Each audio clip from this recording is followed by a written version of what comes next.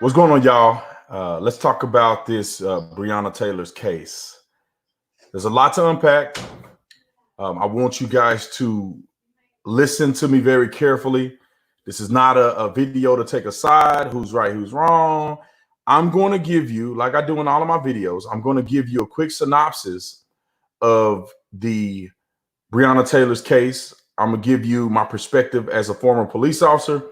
I'll give you my perspective as far as what I think the officers will be held accountable for, and we'll go from there. So let's start with this. According to the information that I've read, Breonna Taylor's case happened 2 months ago. Also, the Arbery's case happened 2 months ago. And when you see that, what is his name? Sean King and these other individuals, you see them pushing a narrative, it is invaluable for you to take a step and say, let me do some research, right? Let me dispel a few myths that people have been expressing to me as it relates to this case. People have been stating that another gentleman, not Breonna Taylor, was the suspect in this situation, and that person was the target. That person was arrested before they ever went to her house, and that they had hit the wrong house. That is not the truth. Some people are saying that Breonna Taylor wasn't a suspect in this situation. That is not true. Some people were saying that the police officers were in error because they did not announce when they conducted the search warrant. That is not an issue here because they were given a no-knock warrant. So let's unravel this thing. So Breonna Taylor, everybody know that she was an EMT. It is irrelevant to this case, but you know the media needs to put it out there because they have to project some type of persona so that they can make this look like a racist, cop-hating issue. Breonna was involved with gentlemen who were selling drugs and sending drugs and money to her house. Now, that is the claim from the police department. There was a search warrant that was granted to the police department, and that search warrant was given with an exception. It's called a no-knock exception. That means that they can ram your front door and they do not have to knock or announce that they're at the front door. The reason why they do no-knock warrants is because the speed of surprise a lot of times help the police officers have an advantage to where people aren't flushing drugs, they can't escape, and they can't get in a position where they can pull a gun. So that's why they do a lot of the no-knock warrants. It's a very dangerous warrant. Many officers don't participate in that warrant without the SWAT team. I would never, I repeat, I would never authorize a no-knock warrant without an entire SWAT operating team. Never do it. These officers didn't look like this was a SWAT team. It looked like it was only 3 of them trying to do what they would consider a no-knock warrant. Now, the claim from Breonna Taylor's boyfriend is that they did not know if it was the police or not. They thought there were some intruders because they did not hear the announcements that were made that the police claimed that they made before they forced entry into the house. The police forced entry into the house. The first police officer through the front door, which was a sergeant, he was shot in the leg, and then the officers returned fire. So at the very beginning, people did not know, or at least the police officers did not know where the shots were coming from. It is still unclear if Breonna did the shooting or her boyfriend did the shooting, but her boyfriend has taken responsibility for it. So a lot of media outlets are saying that they knew for a fact it was him, and somehow they just shot up Breonna just for no reason. I think at the time there was shots fired, and the police were shooting back and forth. At least they perceived that they were shooting back and forth, and that resulted, unfortunately, in young Breonna losing her life, being struck 8 times. The reports that I've seen, there were 20 rounds shot into the apartment complex, the apartment unit. That doesn't seem very strange in a shooting where you believe you're exchanging gunfire. Very, very unfortunate situation. So the thought or idea that they had hit the wrong house and that this somehow is a botched thing on a police department, we will find out when they go to court and finish an investigation. But I want to add something to this video to give you guys some context and idea about how do you get a search warrant. You cannot get a search warrant by just waking up one day and saying, I think they're selling drugs over there because it's 2 black people in the house. Or I think they're selling drugs over there because they're driving a really nice car. No judge on planet Earth will give you a search warrant because of you think somebody's doing something, especially not a no-knock warrant, which is the most dangerous warrant that can be granted by a judge. It just because you think somebody's doing something. You have to have a legitimate source of evidence. You have to have a legitimate source of evidence to present to a judge to prove that you have information by either an arrest that has been made, somebody has confessed or turned snitch is what they said. You have to have all of that information pertinent before you can get a warrant. I think that's pretty much what I wanted to touch on initially, and then I'll let some people ask some questions about this case, and maybe I can answer it. Maybe that'll be a better form to do it. I may just make an independent video because doing it live is kind of a little iffy. I got to wait for people to get on and everything like that. There's only 300 people watching right now. Not sure what it is, but I'll let you guys ask some questions. There's not a lot of people on right now, so it's a good chance to ask questions. I'll answer them as they come through. So ask away, put some emojis on there so I can know that you're asking me a question. Let's see. I'm just gonna randomly pick people.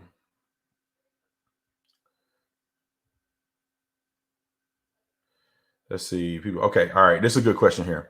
Where are the body cameras? Well, this particular unit, not the police department, but this particular unit do not use body worn cameras. And I don't know why, but it seems like this is a specialty unit and they don't use body worn cameras. So there's no body worn camera footage. It's going to have to be testimony to testimony. Let's see. That's the wrong one. Let me try to find that question. It was good. All right. This one says, will the killer cops be charged or arrested? The cops were not arrested at the time. The boyfriend was arrested for attempted murder on police officers and also, I think, aggravated assault.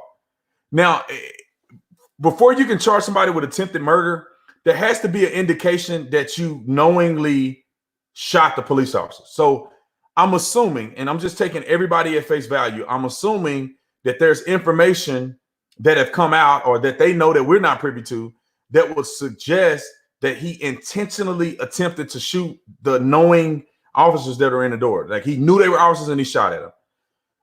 So that's pretty much the perspective right now, but we don't know. I mean, they didn't have to announce themselves, which is here's another issue. They got a no-knock warrant. So whether they announce themselves or not, they are not at fault. Now, if they did not announce themselves, they did a no-knock warrant, resulted in somebody's death, the family will get paid. The family will get paid by the police department for Breonna Taylor's death. And the other gentleman will be held liable for his actions. If they knew it was a police officer, they knew it was police officers at the door, and he still did what he did, they're going to end up charging him with Breonna's death. It just really depends on how the information is presented. This person said, you're not a lawyer. Well, I arrested people for the same thing. I was a police officer conducting search warrants. I was a police officer who have been in these situations. So right now, if you want to try to discredit this, it's not very good for you because as it stands right now, it hasn't gone to court. So there's no need for lawyer involvement. But I've been to court. I've had to testify. I've done defense attorney interviews. I studied the law. I mean, whether I got a check by my name saying I'm a lawyer is irrelevant. I know the law, and I'm telling you what lawyers cannot tell you because they don't know nothing about conducting a search warrant. They know nothing about police tactics. Some of them probably do if they were a police officer or they did a ride along. But Just think about it before you say stuff that you might not really understand. Let's keep going. Somebody said something about SWAT. Let me see if somebody said, never heard of a no-knock warrant. Yeah, that's what you have to have a lot of evidence that speed and surprise is afoot, that it would, I don't say afoot, but you need to do that in order to gain an advantage over particular criminals. You have to have a huge burden of proof to show that it's legitimate, that you're going to not knock on the door and you're just going to bombard into somebody's house. That's a very, very upward hill to climb. Let's see. Bus bench lawyer, people. I haven't been wrong about not one case. Let's see. Let me see. I'm just not going to talk about the Travis McMichael and them case. I'm just not going to talk about that anymore. I think I didn't say my part. I don't need to keep talking. Here's a question. Did they find drugs in the apartment? No, they didn't. It's irrelevant if they found drugs in the apartment at this point. It doesn't. If they found drugs in the apartment or not, that doesn't make the shooting good or not, if that makes sense. Like if they found drugs and they still conducted a bad shooting, then the drugs, it doesn't matter. The drugs are inadmissible.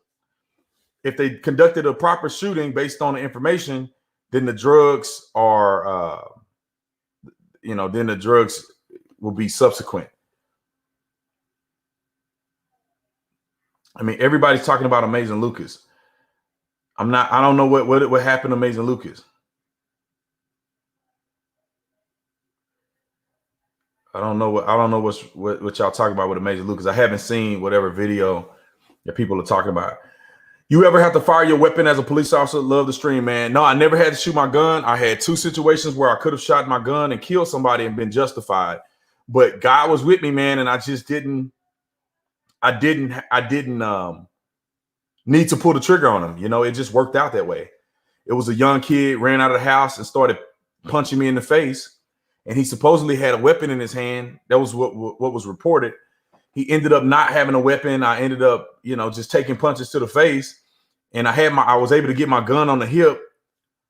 And I didn't shoot him. I put the gun away and me and him had a fist fight. A lady pulled a knife on me at the front door of her house. She wanted me to kill her. She wanted suicide by cop, and I never shot her. I talked her down. She dropped the knife, and she lived. So it's cool. Let's see. Do you think the knock warrant should be required to have tactical team? Yes, 1,000%. It should be illegal to do a no knock warrant and not have a tactical SWAT team with you. You're just a 3-man unit with not heavy body armor is just not sufficient for a no-knock warrant. Like we used to do warrants, no-knock warrants on apartments, and we needed like 7 or 8 guys. Like we couldn't do it with just 3 people. We needed dudes in the back. We needed dudes that did the diversionary devices. We need breachers. We need entry team. We need medical equipment. We had a medic that come in just in case we had to shoot somebody. I mean, it's a thorough process with SWAT teams and SRT. You need it all, because if you end up getting there, you bang the door in and somebody got somebody at gunpoint, they're holding somebody hostage. Like you need hostage negotiation right there.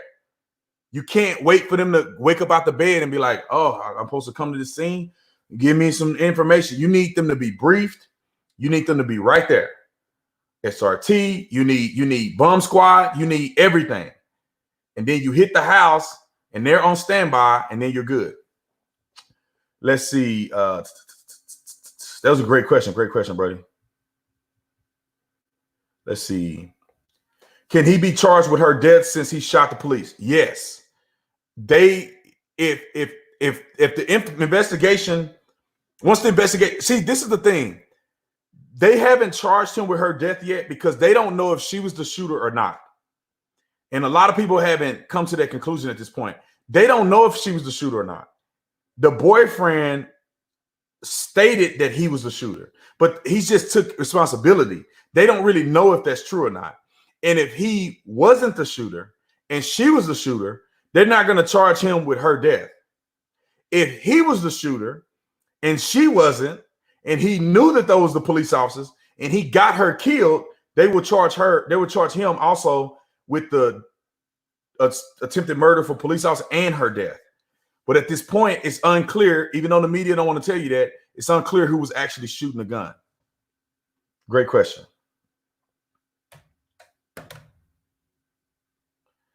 Somebody said, Amazing Lucas always have something to say about you. Dang, man, why everybody in my thing talking about Amazing Lucas? Let's see. Big Tatum, I love listening to your analytics on the issue. Can you talk about the fact that the police shot Breonna 8 times? It's reasonable. And I'm going to tell you why it's reasonable. I'm not saying it's right, but it's reasonable, right? I'm not defending, because I wasn't there. I don't know what that scenario was like. But shooting somebody 8 times is a reasonable thing when there's a shootout happening and there's multiple officers. If it was one officer shooting his gun and you ended up hitting somebody 8 times, 20 rounds going off, that would be kind of excessive, because that means that you had to shoot your whole mag, reload. But when you have 3 officers in a doorway and they're all shooting their guns, I mean, if 3 officers shot, I don't know, 3 times, only 3 times. If 3 officers shot 3 times, that's already 9 shots, right? I think that's right. 3 times 3. That's already 9 shots. So if they only shot 3 times, that's it. So when there's a multitude of officers discharging their firearms, you're not thinking about how many times you're shooting or how many times the man next to you shooting. All you're doing is shooting to save your life. And then they shooting to save their life. And then before you know it, everybody has shot 10 rounds, 5 rounds, 8 rounds. I mean, if 3 guys shoot 5 rounds, that's already 15 rounds being shot. And that's only 5. That's like boom, boom, boom, boom, boom, boom. That's it. And that's over. Each person shoot, that's 15 rounds. So easily, and when you're in a gunfight, I think people may not realize this. You don't know if you're getting shot at or not. So when the first shot rings out and your sergeant takes a shot to the leg and your partner's shooting, everybody's shooting, you don't know if the shots are coming this way or just that way. And a lot of times, if you don't have ear protection in, your ears are ringing. You are not, you can't hear anymore. You're just shooting. And then after a while, everybody's like, okay, is everybody all right? You know, I can see how it's reasonable that could happen. Let's see. Super chat, Christopher. Thanks so much for the super chat. What do you think of the Live PD? You're awesome, brother. I haven't watched Live PD that much. It's kind of hard for me to watch like police shows when I used to be a real police officer. So it's not very entertaining to watch other people be police officers. So that's kind of where it comes from.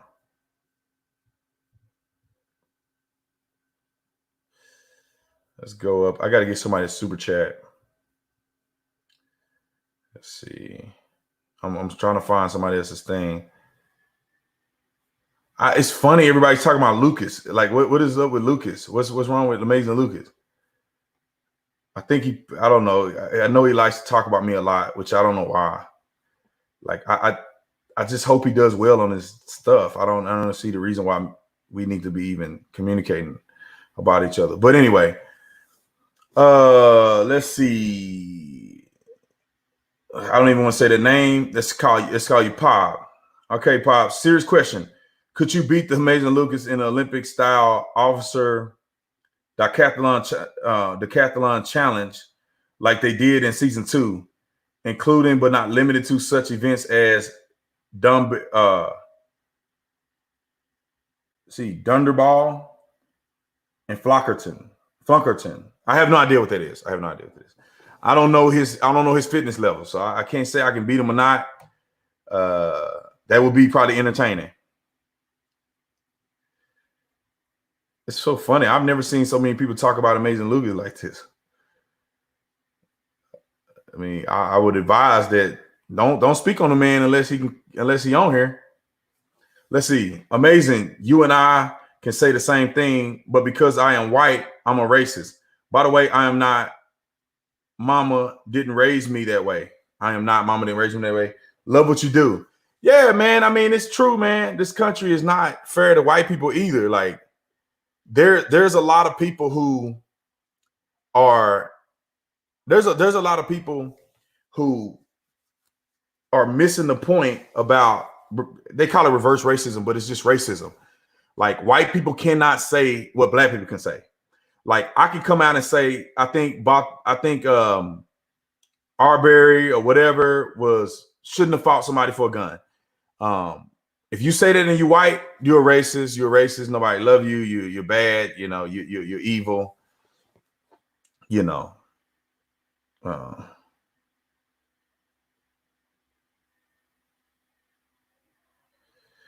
Yeah, that's funny.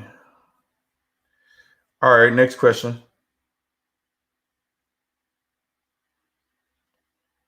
Let's see.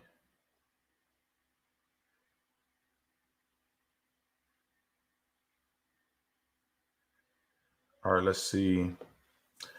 Let's see. Say, what's up? Thanks so much for the super chat. What do you think about Rose McGowan coming out against the left and said it's a cult?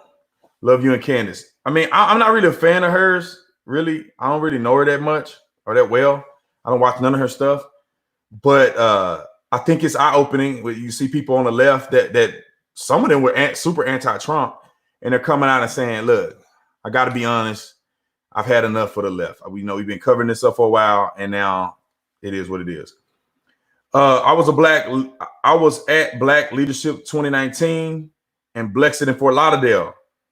I pray for you, Candace ABL, Ahmaud Arbery case, and black men doing citizens arrest video are exposing these false, fake conservatives and their hypocrisies.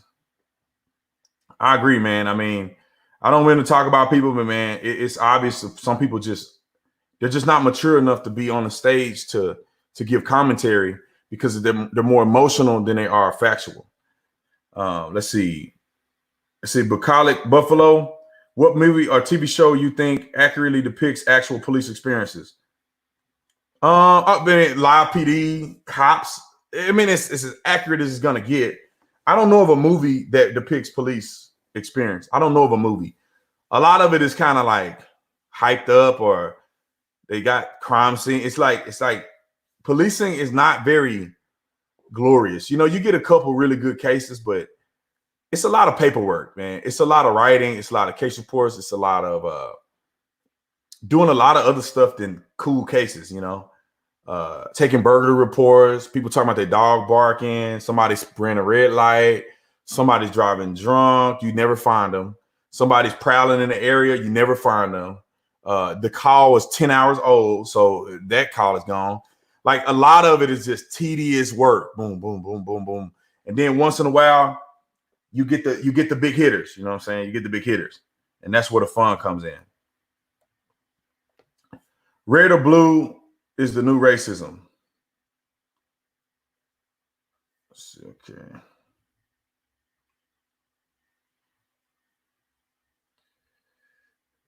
Okay, hold on. Somebody said, CJ, thank you so much for the super chat. Said, you lie a lot. CJ, I will invite you to come on my live stream right now and tell me what I have lied about. I would like for you to come on right now. Put your email in the box. I will invite you and I'll bring you on live on my show right now. Let's see. I'll bring you on right now. Just put your email down there. CJ, y'all look for CJ. Put your email. Nobody email CJ. Put your email down there. And then as soon as I get your email, I'll send you the request and then I'll delete it. But if I'm such a liar and you were willing to super chat, I'll bring you on. We can have a civil discussion about what exactly are you referring to as me being a liar. I'm giving you an opportunity, brother. If you really want to do it, just put your email down there, and I'll bring you on live right now, and we could talk about what B. Tatum has lied about. And if you find something that I've lied about, then I'll say okay. But right now, brother, you ain't got no proof, and you're making big claims. Let's see. Let's see. I got another thing. It says, Brandon, bro, I didn't like your video when I first came across them, but now you've opened my eyes to see things from a fact and not feelings. Keep up the good work. Man, that means a lot, William. That means a lot, bro. People, you know, that means a lot, man. You have no idea. Y'all see CJ put his email in here. Y'all hit me up so I can know, so I can bring him on, because he said I lie a lot. And hey, inform me. Kevin, thanks so much for the super chat. Hello, Brandon. I want to encourage you to stay in the fight. I appreciate your voice regarding Black American issues. Big pat on the back. Appreciate it, brother. Appreciate it, Kevin. Thank you so much, man. Has your boy CJ put his email in yet, y'all? CJ said I lie a lot. I don't see his email. Okay, well, Mr. CJ ain't really. Where is it at? He put his email in there?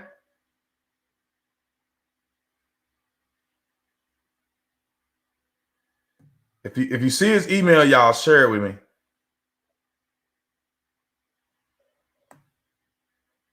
Trying to find his name.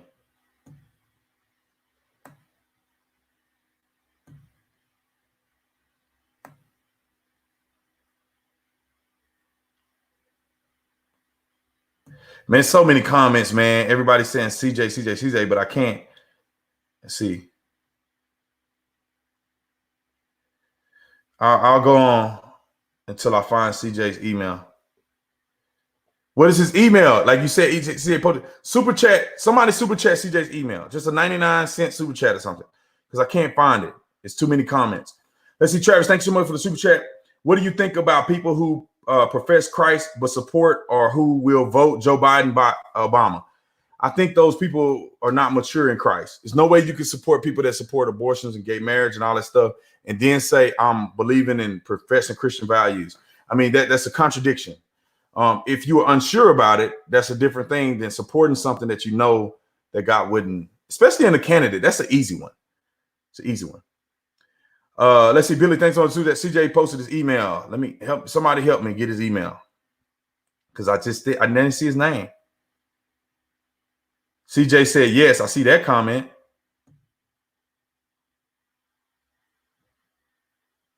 Damn, I don't even know if I can get his email. Oh, I could just type it in from here. Okay. Let's see. I think I got it. Okay, somebody press. Okay, I got it. Excitable 101, my brother. Let me see if I can send this email. All I ask you to do is be respectful, no cussing and all that, and we can be good. Somebody said CJ is Lucas. Let me see if I can do both at the same time. All right. God dang it. Hold on one second. I'm gonna get it, because I thought I could copy this and paste it, but let me see. Okay, I could have it here. Nobody better email him or I'm blocking you. Let's see. Okay. Charles. Let me see.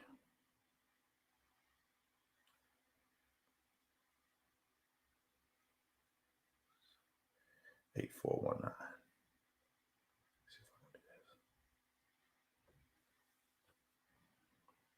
Hold on, y'all. Bear with me. I'm gonna try to send this email.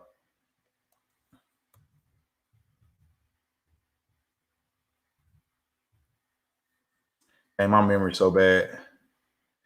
Okay. All right. Make sure I'm spelling everything right.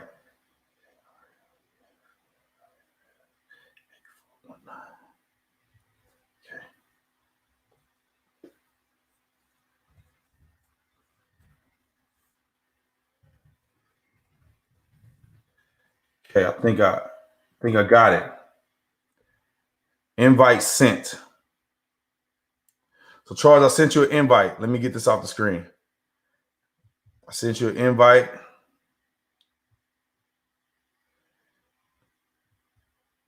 And I'll bring you on. It doesn't matter, man. And I'm gonna be respectful to you. You be respectful to me. And I would like to hear your side of it.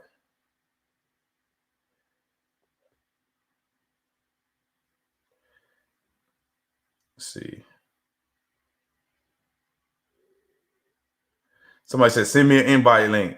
Man, he was talking, so I had to send him the link.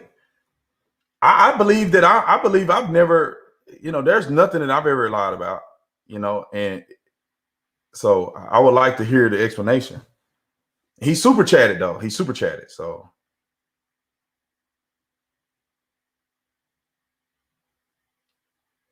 Tommy Sotomayor is going to be on my show live. We're going to do it live, me and him, on Tuesday. So we'll let y'all know Tommy Sotomayor is going to be on my show on Tuesday. We're going to do it live on my show.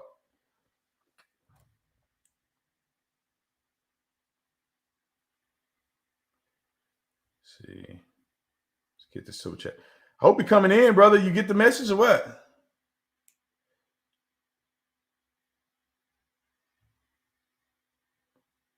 Okay. Anthony, thanks so much for the super chat. What do you think about Daniel Shaver in the hotel? That was terrible. I do agree with you on a lot of things, but to me, cops are just uniformed thugs that take orders from politicians and not all. Nah, I disagree, man. Officers don't take orders from politicians. Like that's a very misunderstood. A lot of officers aren't really directly into politics, to be honest. I mean, you have laws that are in place and you have city code and all of these things that are voted on by the people, and you just apply the law across the board. That's pretty much what it is. You apply the law across the board, and that's what it is. Are you talking about the kid in the hotel in Mesa? Are you talking about the Mesa incident? Because I'm not sure what kid in the hotel you're referring to.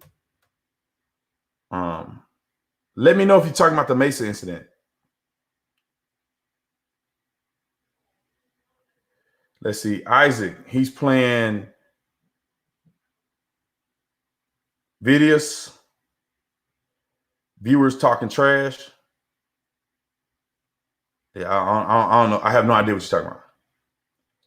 Well, I sent the email, CJ.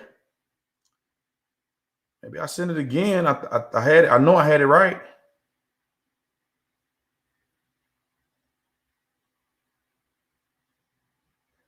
Let's see. Share it. Sherrod, thanks so much for the super chat. I'm riding with you against these hoteps. I was always suspicious of them. They think with the color of their skin and emotions. They antagonize you the whole time. Oh, yeah, man. I try not to talk about the subject. I'm going to let it go, but you know what it is. And I appreciate people keeping it real. Where's this guy at? Where's CJ at? CJ, bro, what happened? You need some more?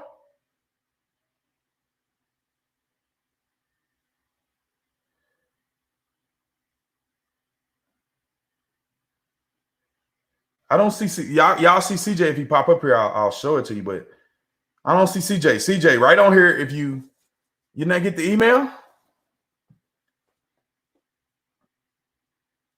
I'm not gonna go so far as say he's scared. I don't know if he just not. Let me know if you didn't get the link. Love your channel. Keep up. Also, how would you have handled the situation from your experience? I guess you're talking about the Breonna situation. There's no way you should do a no-knock warrant without the SWAT team. No way. I would tell my sergeant, we're not doing a no-knock warrant without the SWAT team. It's not happening. We're not doing it. You know why? Because you get shot like they just did. You get one officer that could have lost his life because I don't know what all they had. It just do not look right at all doing a search warrant without the SWAT team, especially a search warrant for narcotic drugs, and you believe people are armed. You got access to a no-knock warrant. Three people is not enough. You need a whole contingency of people. You need to have hostage negotiation there. You need to have medical staff like literally parked down the street, which I don't know if they did or not. Maybe there was a SWAT team. I don't know. It just seemed like it was only 3 officers. There could have been just 3 officers engaging in a gunfight, and there was other ones. So let me not jump to conclusions. It doesn't look like there was a SWAT contingency. That's not what I've read.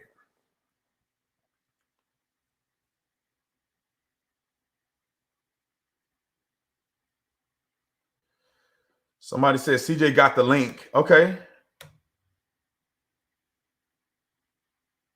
Jericho Green, that's my brother, man. I hope he's supposed to be moving to Arizona, and I hope he get on. Come on, CJ. Somebody said CJ got the link, so that means it went through.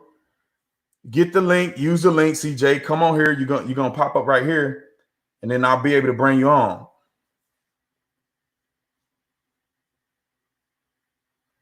Jericho Green. I need to do a video with Jericho, man. Oh no. Somebody said he must have went on a quick jog. Y'all wrong for that one. CJ is the boss. Okay.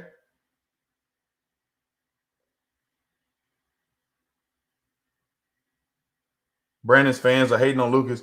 Man, look, I ain't got nothing to do with people talking about Lucas. You ain't gonna hear me talking about no Lucas. I ain't got no beef with Lucas. I know he probably don't like me, but I ain't got nothing negative to say about the man. I don't care.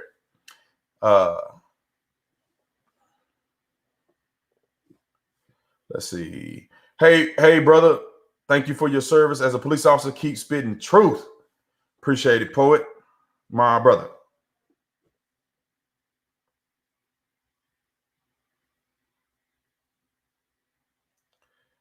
Let's see. JJ Money, thanks so much for the super chat. Appreciate it.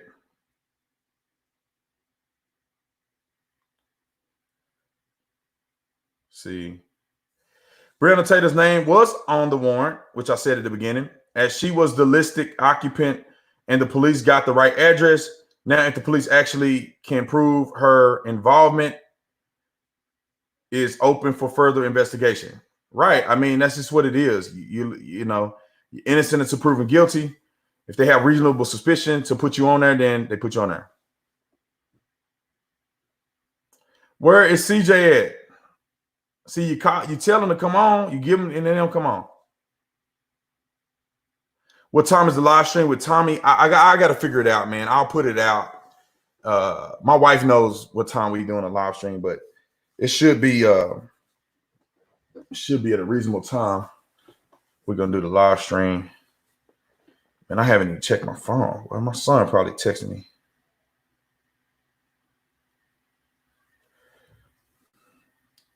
See, oops, that's the wrong one.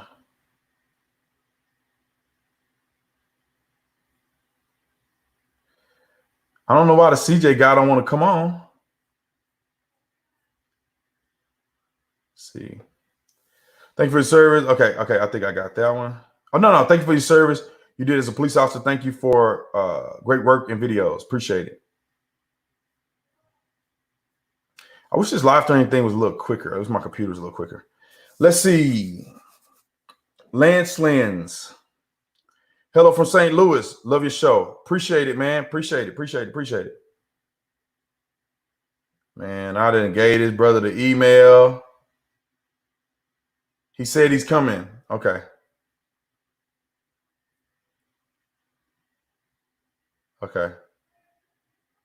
He said he coming on, man. Y'all see how long it took him, boy.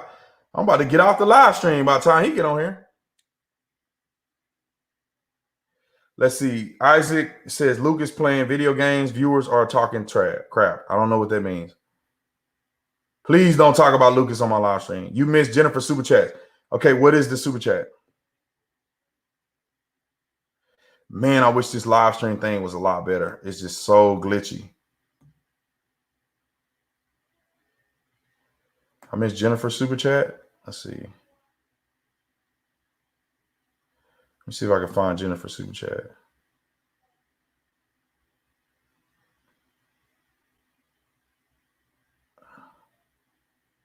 It's not more recent super chat. Let me see. Okay. JJ Money. When second counts, police are only minutes away. Second Amendment is more than a right. It's common sense. Amen and amen. Somebody get that man a super chat. Let's see. Anthony, you were on point with the Central Park 5. Thanks. I mean, because I'm impartial, man. Like, I don't owe nobody nothing. Like, I researched the Central Park 5 and I realized that they weren't innocent little kids. Dang, people don't get it. Adam, thanks so much for the super chat. B, thank you for all the truth you put out there. Open a lot of my coworkers' eyes. Keep it up. Appreciate it. Much love to you. Much love to you. Thank you, man. That made me feel good, man. Where's CJ at? Where's CJ at? What do you got to do? Take a shower?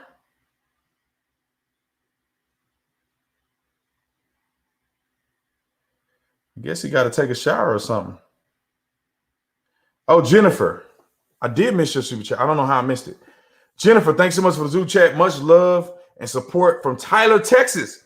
Earl Campbell country, baby. Y'all don't know nothing about Earl Campbell. Y'all only know Earl Campbell sausages. Y'all don't know nothing about Earl Campbell, the football player. You know what I'm saying? We watch you always. Thank you, Jennifer. Sorry I missed it. I thought I was going to scroll and catch it. But I'm glad that you super chatted. I really appreciate it. Oh, CJ, here. There you go. Hold on. Let me take this thing off. And then I'm going to bring CJ in here. Boy, he's smiling like he ain't got a pot of gold. One more super chat. I'm going to bring you in, CJ. Diehard Republican. I have to say I would have opened fire as well if unidentified reports of corrupt police department. This is police fault, I feel. Well, we'll find out when the court proceedings come out. Okay. All right. CJ. Hey, how are you? Turn your mic on? It should be. You can't hear me? Hold on. Let me make sure it's not my mic. 1 second. Because I can't hear you, but it could be mine. Oh, it's mine. All right, CJ. You there? Yeah, can you hear me? Hold on. It's me. You there? Yeah, I can hear you. All right, I can hear you now. So explain to me what I have lied about. To try and say that you factually lie, I think it's just that you basically you use your platform to perpetuate false narratives. Okay. Give me an example. Just for example, you're one of the many, and don't get this misconstrued with me putting people who support legislation from the right, but you push this narrative of this sense that white Americans are somehow abused and somehow our white counterparts are mistreated and the media is after them, and basically we don't expect the same kind of justices for, or if I guess if I can put it in words, basically we pacify Black people for their wrongdoings, and we have more of a we basically put whites down basically for if they commit a crime, whatever the case may be. We may magnify that versus Black people. Give me an example. Let's just for example, let's even with the Ahmaud Arbery case. So for example, if it was a white person who did that or whatever the case may be, so let me if a Black person did that, we wouldn't put that in the media. So let's do an example. Let's do it. Let me give you an example. I don't have dual screens, so I can't show it. But what the reason that I say these things is because I was just on WorldStar just recently, because my video was on WorldStar, so I go check and see if I'm still trending #1, and I'm still trending #1 on WorldStar, which is crazy. But I go look on some videos on not for good reasons though. But go ahead. Well, let me give you an example. You say not for good reasons. It's trending on WorldStar. It has 1 million views, 2 million views on my YouTube channel, and it has, I think, 60,000 likes compared to 2,000 dislikes. So the majority of the people that are viewing my video, that are commenting on the video, out of millions of people, majority of them like what I had to say. So while I'm on there, I'm looking at different stuff that pops up, and I see a Black man got shot in cold blood in the middle of the street. And you could go in there and look at this video. It was horrible. He was running from another man. He gets shot. His body stiffed up. He hit the ground face first. He laid there. He looked paralyzed. I mean, he probably died. He looked like he died. They didn't even make the news. It was just on WorldStar. I've seen, now think about this number. I say, you probably know every or a lot of the black men who get shot unarmed, right? You know. Okay. I mean, you've heard of them. How many white people get shot unarmed every year compared to blacks? Do you know that number? How many white people get shot on average compared to blacks? No, unarmed. Unarmed. Number one, why I don't know, but I don't have to know the figure, and I can tell you that's a trick question because it's because it's not on the media. It's not portrayed. You're never going to see protest or outrage at unarmed white people getting shot. I mean, I've never seen it. I don't know any white person that's shot unarmed until I look up the numbers and I see that twice as many white people have been shot unarmed than blacks. But I have not seen one case on the news. Not one. Yeah, but you have to understand the reason why that is. And that's not to disrespect someone else's life. So, for example, if a black person died and a white person died, we're equally as outraged. But it's the lack of justice. And what history shows is that black people are less likely to receive justice. So you can have, and this is. You got to qualify this, right? Give me some examples where you can show that black people are less likely to get justice. Give me an example, and then you have to give me a similar example as a white person. And I'm talking about, you got to talk about the same county, you got to talk about the same incident, whether it's a shooting. You're going to have to explain a very similar comparison to say that black people typically don't get justice versus white people. We'll start with a black example of not getting justice. I mean, Sandra Bland. So Sandra Bland reportedly killed herself in a jail cell. Do you think she didn't kill herself? The thing about, she was reported as killed herself. I believe there was video evidence. There was video evidence. There was a camera that was on her jail cell that didn't glitch. Nobody fell asleep. It didn't go off. They had a video camera on her jail cell the entire time. There was no exit or entrance. Guess what? She killed herself as much as Jeffrey Epstein killed himself. I'm gonna tell you. Let's talk 1-to-1 ratio. In the Jeffrey Epstein's case, the guards fell asleep and the cameras malfunctioned. No, Jeffrey Epstein, that's what happened. They said they fell asleep and the cameras malfunctioned. They have not recovered hallway cameras, cell cameras, people falling asleep, all of the above. In Sandra Bland's case, these cops or the people that's working in the jail, the deputies, they were up the entire time. They let her use the phone, which is uncustomary. They don't let people use the phone. They don't do that.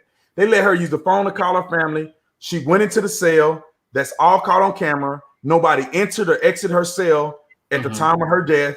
So it's not like Epstein. It's proof that at least nobody entered her cell.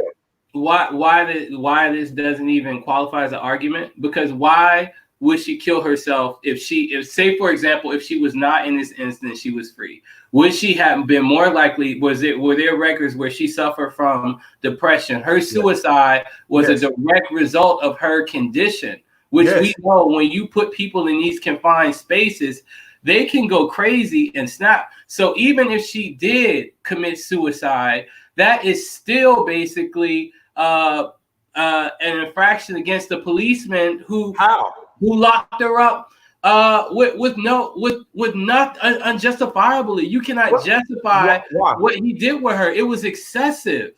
Did she kick him?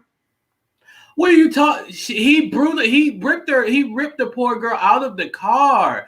He basically contributed. Let me tell you something. As a police officer, for example, people, you cannot contribute to the chaos. This police officer, he was upset because Sandra Bland was very, and I can't even call her defiant. She was who she was. She spoke. No, you gotta call it what it is. The officer was a hothead, and so was she. Exactly. But when you're a hothead and an officer, that it doesn't go well because you have to be the calm for a citizen. You're in that position for a reason. You're in that position to show constraint. Now, unless your life, I could see if Sandra Bland was brandishing a weapon, But as a police officer, as a public officer, as somebody commissioned by the city, by the state, by your county, whatever the case may be, you have a duty and you owe it to the citizens to compose yourself. And that was not what that police officer done. And she would still be alive today if that police officer had showed constraint. No. She would be alive today if she showed constraint. Can you agree to that? Guess what? You can't do that, man. You can't do that. You can't just decide, brother. Citizens, guess what? Citizens aren't going to always. That's the point. Police officers aren't going to be perfect to de-escalate situations. But police officers aren't going to be perfect either. Now, there's recourse for a police officer that acts out of character, but this police officer was never brought to justice. There was no justice. He did get in trouble for his conduct. But there's no justice. Not be allowed to be a policeman. I would not. I do not feel comfortable knowing that policemen like him are out there. Well, let's explain. Let's explain this. He pulled over. He was very nice to her at the beginning. She wouldn't put out the cigarette. So he asked her nicely to put out the cigarette. Then things he have to put out the cigarette because he asked her nicely. As a police officer, I'm asking you a question. Does she have to? Well, why not? Was that illegal? He's conducting a traffic stop. She has the cigarette blowing smoke out the window. She don't even have it to where he can communicate with her. It's not a big deal if she would say, "Ma'am, can you please put out the cigarette?" And she'd say, "I respect you. You respect me. You call me ma'am. You ask me nicely. I respect you as a police officer. I'll put the cigarette out till we're done with this thing. It's just a traffic stop." But instead, she wants to become combative. What'd you say? She has the right to be combative. You have the right to be combative. You do. No, you don't. You're police. Do you know? So tell me. I did this for a living. And you pull me over, and I say something to the effect of, "Why the explicitive are you pulling me over?" I have the right to say that. Correct. And I have a right to combat that if I want to. Yeah, but you don't have the right to. Oh, let me arrest you because you told me what the F. No. Let's talk about this. Thank you. Let's talk about this because I think it's misinformation. So let me get the super chat real quick. Megpie, thanks so much for the super chat. Oh my God, $99, please. Go ahead. Hold on, wait. I gotta find the other people. I guess I gotta click on them because they're gone. My screen is slow. I think it'll catch up in a minute and I'll catch the other super chats. Let me see. I'm clicking on them, they're not moving. I don't know what's going on with my computer. You still see me, right? Okay, hold on. They're popping up now. Okay, let's see. Okay, all right. Lindsay, thanks so much for the super chat. You and Candace Owens for the next election after Trump wins again. I appreciate it. Owens, Jesus. Bro, I don't know why you know what channel you're on. SC Casey, thanks so much for the super chat. Look at the recent news for DE. 2 white elderly people got shot in the DE Veteran Cemetery by an African-American man and died. Only made local news. I know. I remember that. That's a sad case. Let me see if I can get this off the screen. I think it'll go off the screen in a minute. So let's talk about this, man. If I pull you over and you are a complete a-hole, now, by law, I don't have to be nice to you, but it's common courtesy to try to be kind to people. You don't have to be. It's nothing that says that I can't say, well, you say something to me like, why did you pull me over? I can say, because you're breaking the law. Don't ask me any more questions. Get out your driver's license. There's no rule for me not talking to you like that. It's just common courtesy from a police officer who wants to de-escalate a situation. You will try your best to try to reason with people. If people are unreasonable with you, you can escalate your voice. You can escalate the way you communicate with them. So what I'm saying is that Sandra Bland had an attitude with the cop and she began to be combative. He began to take it personal. I agree to that. He got upset with her, but he was within the law to tell her to get out of the car. And she has to comply to that law. Now, she don't want to. He can use force against her, which he did. He pulled her out of the car. She refused to get out of the car. Now, she wouldn't have went to jail because she refused to get out of the car. He was getting ready to write her a warning. She went to jail because while she's scuffling with him, she intentionally kicked him in the leg, putting pretty much a boot print on his chin. They took pictures of it. They took her to jail for assault on a police officer. Now, what led to her mental state was that people had already said she was suffering from mental illness. She had come on a live stream saying things that seemed like she was a danger to herself in the past. And she was probably about to lose her job because she came there for a particular job. Now she has to spend the night or probably the weekend in jail because she's now kicked an officer in the leg. Now, there's two levels of responsibility. As a police chief, I would tell that officer, hey, brother, you can't lose your cool like that. You need to be working on de-escalation. That officer may say, man, I'm sorry, I was having a bad day. Fine. As long as you ain't breaking no laws, you ain't getting fired. But we can do some retraining. As a citizen, I would tell Sandra Bland, don't get into a pen match with a police officer. It's unnecessary. Just do what the man say and get up out of there. 9 times out of 10, if it's some weak traffic violation, they throw that stuff out in court. You won't even go nowhere. So it's a two side to everything, but you can't blame that officer on her death because he don't even work for the agency in which she was housed at. So she went to jail at an agency. The agency didn't handle it well either, and that's the thing. I don't think he was great. But I don't think he did anything illegal. She wasn't great, but then she did something illegal. She kicked him in the leg. Yeah, and that's the whole thing with policing in Black communities. There is an issue with them when they devalue. And let me tell you something, Black life worldwide, not just in the United States, and the African Americans, if even, and I get the whole thing, I don't want to call them African Americans, they have a unique situation in this country, but worldwide, Black people are devalued. And the issue, we are, I disagree.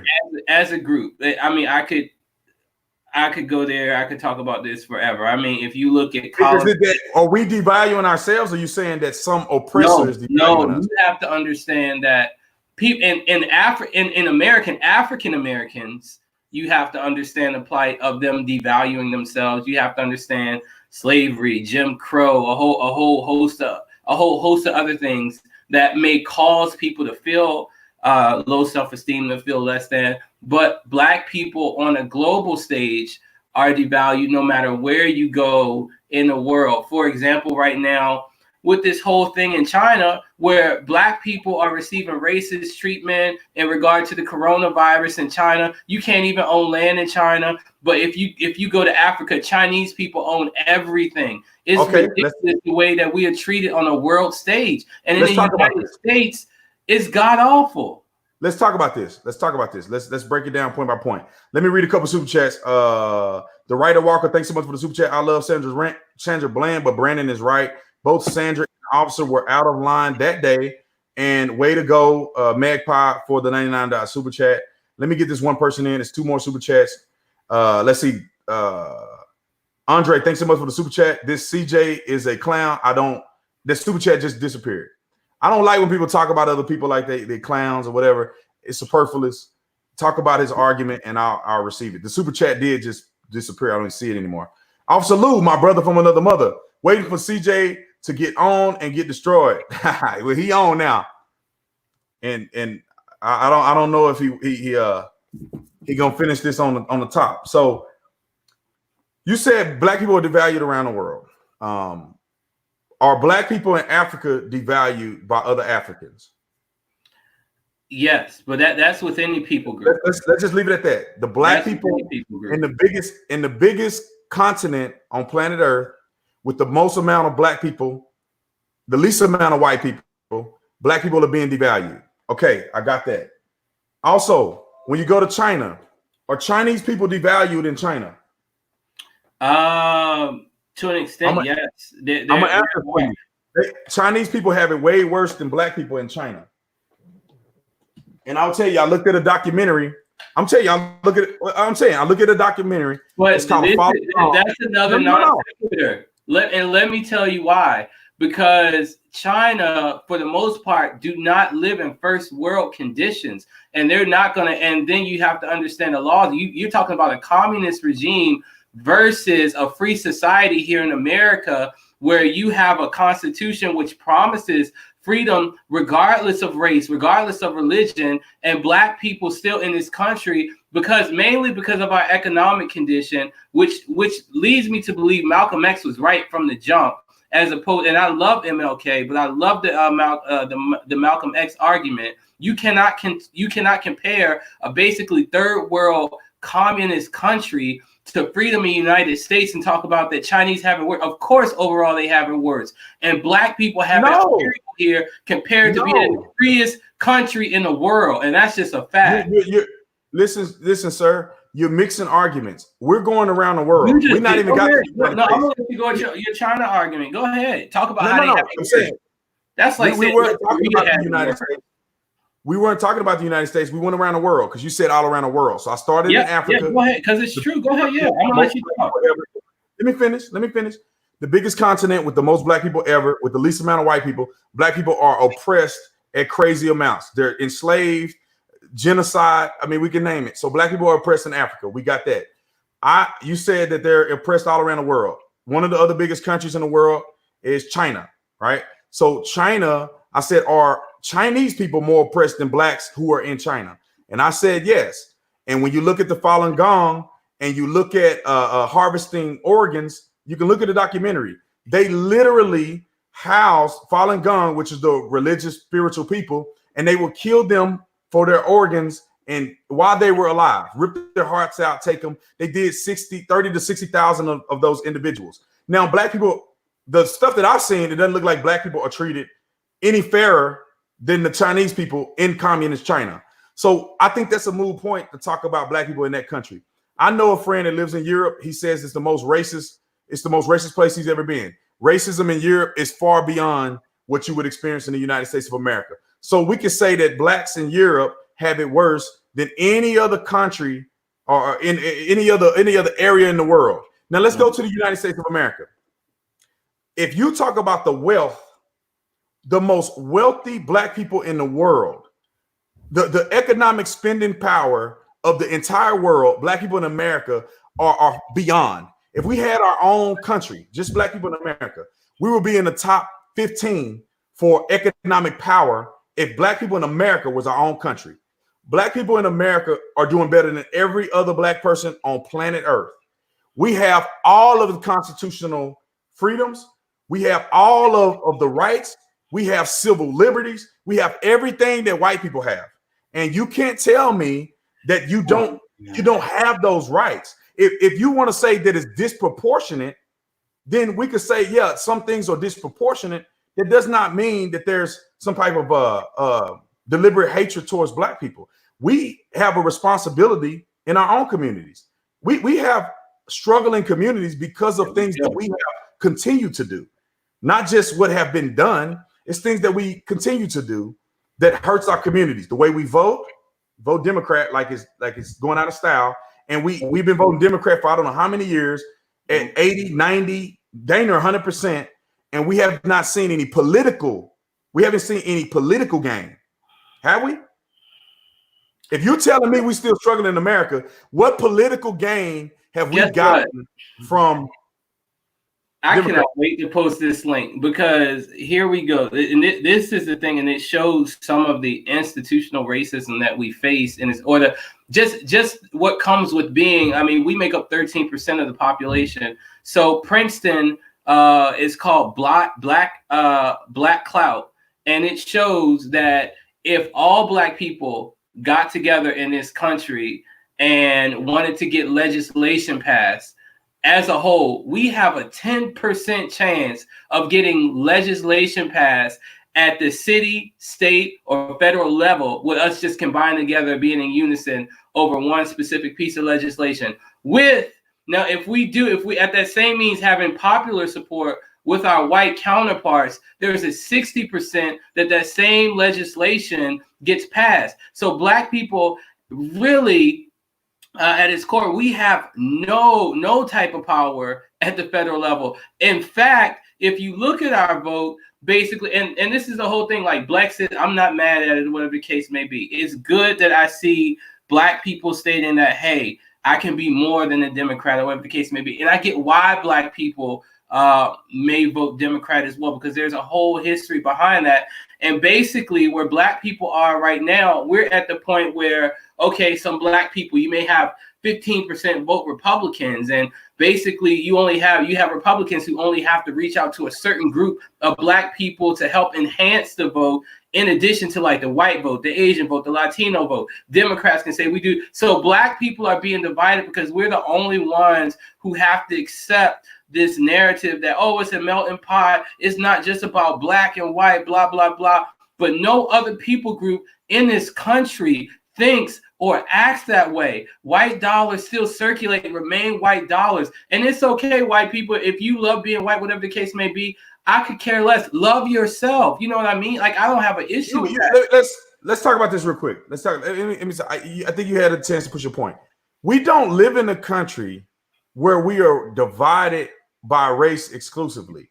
The civil rights movement wasn't just black people. It was white people. The civil rights movement was one of the most ridiculous things that could have, well, not even say ridiculous because I don't want to be seen as like a racist, whatever the case may be. But the civil rights was not cracked what it was cracked up to be. There should have been more of an engagement on the economic side of things, because who cares if I can't go into inside a right restaurant? Why would I even want to go inside there sometimes? I could care less. Okay. You pay me. Let me finish this thought. Okay. So it takes everybody to proceed in a certain direction for what's right, so we can all benefit. If black people left the Democratic Party and they voted for the Republican Party, no. I'm giving you an example. Trump, it would never be a Democrat if black people just voted 50-50.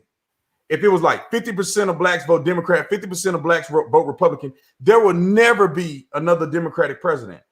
And so it takes all of us to vote and to be on one accord. Trump messed his own self up. That's Trump's fault. Well, you say that, man, but he's gonna end up getting reelected because y'all got. I don't know. Trump. This is the thing. This is Trump. Let me tell you. You know, white people listen to me. I love white people. I got white whatever. I'm a Christian, so I don't believe, but I understand black plight. You're a Christian, so you don't believe in color, right? That's not God. No, because see, and here's another lie. Because if you read anything in the Bible, Jesus addresses countries. You read Revelation, end time stuff. He addresses like the Great Bear, which is like a representation of Russia. He talks about modern day Turkey thing. These are people groups. When Jesus went to the Samaritan lady and called her a dog, you know what I mean? And she said, I don't mind eating the crumbs from the master's table. Jesus addresses people groups. Yes, you have to understand that we understand race here in America because it was a big lie from the jump. So race, but you keep perpetuating it. You want to keep perpetuating racism. But in America, while you're living here in the flesh, and we're not in our heavenly bodies, our heavenly entities, this is how you divide and conquer, and this is just what it is. So you a part of the division and conquering? I'm sorry, what did you say? Are you a part of the divide and conquer? No, I'm not a part of the divide and conquer. But so you have to understand, just like the parable of the Good Samaritan, when it's time to help lift someone up. And we're the ones who dragging on the ground, and people are just going by looking at us. And it's not about babying black people or let's give them welfare, whatever the case may be. It's about giving them real opportunity. How many black CEOs are not there? You know, these drug dealers out here could be CEOs as opposed to selling drugs, things of this nature. And guess why are they? Because they don't have opportunity. Have you studied what happened? What goes on? Do you understand the plight of single parenthood and our sexual choice? Whose fault is that? Hold on. Whose fault is single parenthood? Because JoJo didn't pull out, and you want to blame other people. Guess what? People to not. Here's another thing. No, and what you blame and fault, and I get that, but you have to understand the impact of, and I hate to say this once again, white people, you have to understand the impact of white liberalism in this country. The sexual revolution was not started by black people. You have to understand that black people before like the sexual revolution, they had a moral upstanding. You have to things like the sexual revolution, stuff like that, Margaret Sanger, things of that nature. The country is being destroyed by people with white leftist agenda. Republicans destroy themselves by perpetuating racism, and that's their issue. It is true, because you have to understand the father of the new Republican Party is a man named Barry Goldwater, and he ran on a racist platform in the 60s or so, and that started this modern Republican movement. The Republican Party can stand for something, but if they don't get people like Mitch McConnell out of there, they're not gonna be able to do anything. Let me get a couple of these super chats. CJ, what are you talking? Hold on, I can't get it. I might put it on the screen. Hold on, see if this goes on the screen. Okay, Jada said, CJ, what are you talking about? Do you seriously just take? Can she break Jada? It says, CJ, do you seriously just take parts of history to suit you? Go back, read. Do you research with your eyes open, your mind and eyes open? Your points are moot. Okay, let me get through a couple of super chats. I may not be able to put the other ones on the screen because they're farther down. Okay, Magpie, thanks so much for another super chat. Let me see if I can put yours on there. I found it. Okay, Magpie, thanks so much for another super chat. I'm sorry, but the black leader, including Martin, will be ashamed for the way we're treating each other. Martin wanted folks to integrate, not aggregate. Why are we segregated now again? And when I say we, integration became. I don't mean me. I mean my children's father's side. I don't know what that means, but hold on. Let me. I think that's her point. My computer is so slow, man. This is a $1,700 computer and it's slow. Okay. As soon as that pop off the screen, we'll finish. I think it's gonna come off the screen now. Okay. So here's the thing. I think accountability in the black community is prevalent. I think that's more important and more productive to have a conversation about than talking about white liberals and all this, as if we are a dumb people. I don't believe that black people are dumb. I think that black people have been manipulated over years, and that's why we are singularly supporting one side. The black people in the foundation of politics were Republicans. The parties never do that again. I mean, is it true or is it not? Then let's answer this 1-to-1. Were the first black politicians Republicans? The Republican Party was a liberal party back then, man. They had a radical change. The Republican Party. No. The Republican Party was the party that was founded to combat slavery in this country. Right or wrong? They were not the Republicans of today. They were far different from the Republicans of today. How? I know Barry Goldwater's son. I know Barry Goldwater's son. I know his son. I met him not too long ago.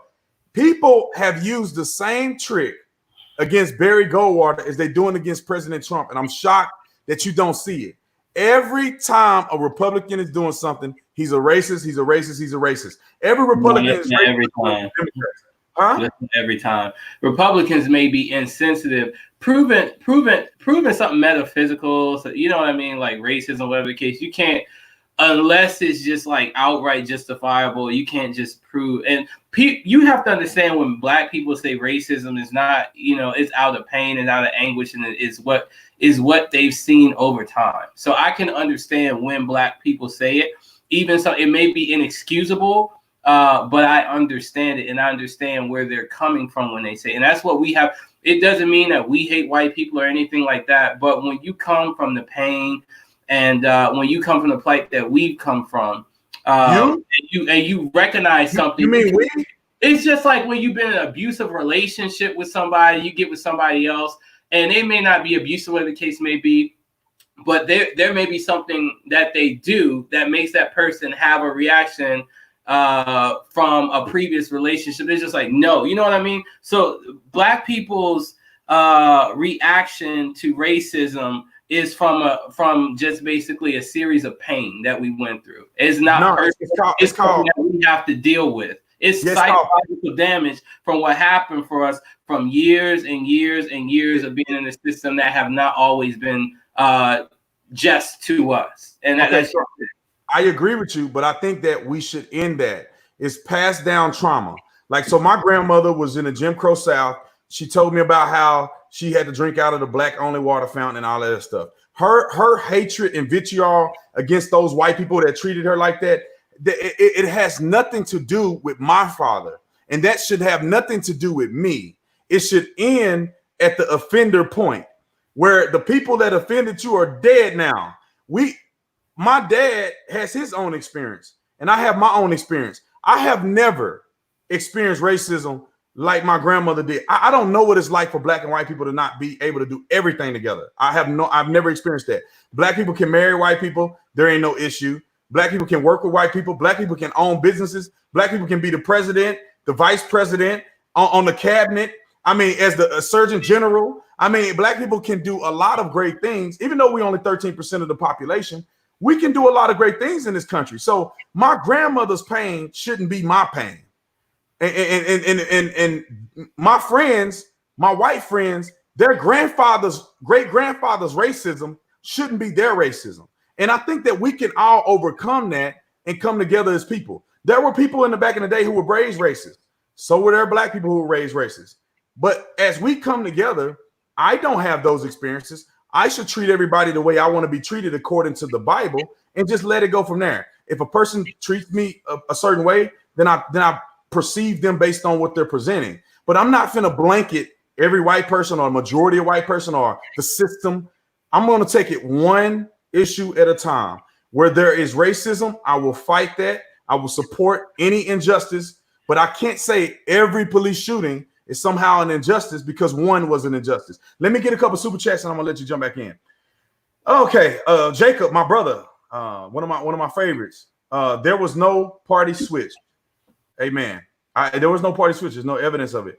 All of the Dixiecrats who were racist Republicans or racist Democrats, they died racist Democrats. There was only two people that switched parties in the entire history of this party switch phenomenon. There was only two. There was one in the House, one in the Senate, and here's another example. The South became less racist over time. Why was that? As they became more Republican in the South, they became less racist. So to me, you would think that the parties never switched, obviously, and it's just that Democrats have always been the same. They just put on a different mask.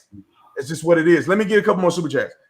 Let's see. One nation under God. Unite we stand, divided we fall. Forget color. We are God's race. I believe 100%. I'm not saying that people aren't different. I'm not saying that there's not cultural identities, but color don't matter to God, so it really shouldn't matter to us. Truth versus ignorant. A Don King mismatch here. I don't know who's Don King. I don't know who's ignorant and who's real. Let's see. That's the man. No, he wasn't. He's a murderer. Let's see. Let me see if I got this last one. I'm missing it. Somebody said something about CJ. Somebody said go Eagles. Let's see. CJ, do you want equality or supremacy? No. Or superiority. I said supremacy. Equality or superiority? I don't know if I definitely don't want superiority. I think my issue is I think we just want an economic level playing field is the thing, because I mean, you can, for example, if our counterparts are addicted to heroin or whatever the case may be, you know, they have more of a chance of recovering. They have more facilities there for them. They have better chance of getting quality rehab access. When a black person, you know, succumbs to crack, whatever the case may be, that's just it for them. The crack epidemic says it all. Then this is another point that we bring in regard to the heroin this heroin crisis that we're seeing with you know, our white counterparts and everybody. Nobody wants to see anybody addicted to drugs, but there is it's more compassion being shown to them. You know, they're less likely to get extensive time And we're more likely to get time. I mean, look what happened with us with just for smoking weed. I never smoked marijuana in my life, and I don't even think we should do it. But the only reason why I'm not totally against it, because I've seen Black people get so much time for weed. So something just as small as like a drug charge, or whatever the case may be, your economic background can determine, how much punishment you can get. Look at somebody like a Brock, the man who just brutally raped, somebody else. Basically, he told the judge, the father told the judge, my son is young, he just made a bad mistake. The boy gets maybe 6 months or so. From what I last read, he's somewhere having a good job, whatever the case may be. His reputation is only damaged because it made national news, and people and women in itself, people were tired of, just this whole rape culture and men getting away with it. But you look at someone like a Bill Cosby or whatever the case may be, he's locked up behind bars. So I mean, it's just like I said, I just put justice. The justice system does not treat Black people as equally as it does its counterpart. Let me interject here. I think that's a very difficult burden to prove on your part. I think it's just conjecture or potentially. Let me finish. Because a lot of people like to suggest that, but there's no real evidence that there's racism that's causing this. There is disparity. That doesn't mean that there's discrimination. That doesn't mean that there's a racist undertone to it. Because if you look at the stats of Black crime in America, Black individuals perpetuate, and we only make up 13% of the population. Most of the crimes are committed by Black men, and between the age of 16 and 35. Let's just put that number there. That breaks it down to about 6 or 7% of the population commits nearly half of the murders in this country and over half of violent crimes. So that is what's causing more African American people to be incarcerated. All of these, think about it like this: the gentleman named Ahmaud Arbery. Like, if he was like you and I don't believe you have a felony record. I don't. Okay, so I don't either. But a person like you and I, if we were to walk in somebody's house and then we get caught, we run out of the house, which, it's a crime. If we were to get caught up in this, that's another thing that you weren't honest about. Okay, hold on 1 second. Let me get some super chats real quick, and then we're gonna be done. Let's see. Sasha, thanks so much for the super chat. New fan, some love. Appreciate it. I really appreciate it. Sasha, you killing it tonight. Christy, thanks so much for the super chat. The past is the past. Slavery, racism was horrible in the past, but you didn't live through that. People of all races have the ability to choose their path. History should define anyone's path. I think history shouldn't define anyone's path. I think that's it for right now. Let me go into this real quick. Dang, people just super chatting. My computer not fast enough to keep up with it. Why are Black people, after being in NA for hundreds of years? Okay, it just disappeared. I got to get this thing working better. Anyway, I'm just gonna stop answering them for now because I need to get to this point. Let me try to figure out how to get this thing off the screen. Let's see. Hold on 1 second, brother. Lord, I'm not even Democrat. These comments are hilarious. This is like, you probably get like Jesse Lee Peterson's just leftover guy. They just once Jesse Lee Peterson's show go off, they just all just go, oh yeah, let me go check Officer Tatum out. No disrespect, it's just funny. ABL, oh my god, dude, I'm surprised you don't. I'm surprised you obviously watching them, so you must got something that you're interested in. Let me catch the super chat. Stephanie, thanks so much for the super chat. TJ, what's your reasoning for Asians becoming so successful over the last few decades, going from the Trail of Tears, which I'm sure you're familiar with, to some of the most successful people in the country? So her argument is that, well, Asian people were literally in internment camps in the United States of America, and that wasn't too long ago. That's after slavery.